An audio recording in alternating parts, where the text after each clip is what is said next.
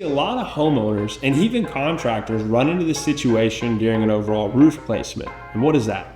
Let's go and walk through this. You tear your roof down all the way down to the decking, just like building codes requires you to do so. You remove the felt, you inspect the deck, and then you find damaged sheeting underneath. So what do you call this?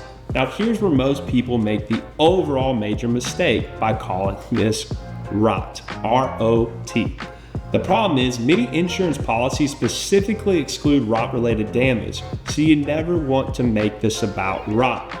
This is not a discussion about rot whatsoever. The discussion is about whether or not the roof decking meets building code requirements. So, building code requires a solid, reliable sheeting.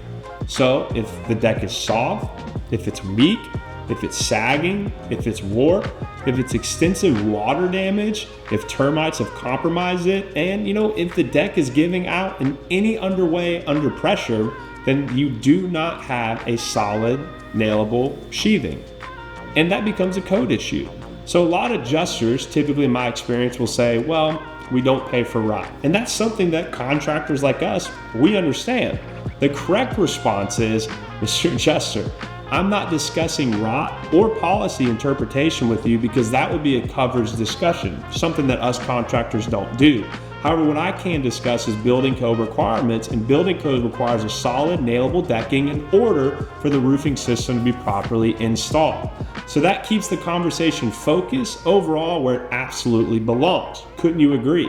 It gives us the opportunity to understand code compliance, on proper installation requirements, and on the condition of the decking itself.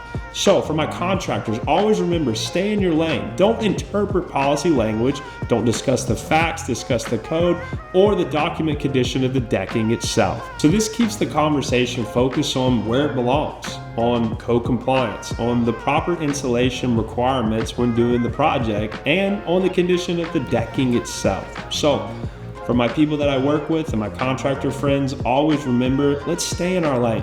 Let's not interpret policy nor language. Let's just discuss the facts, discuss the code, and document the condition of the decking properly, and you will overall win in return.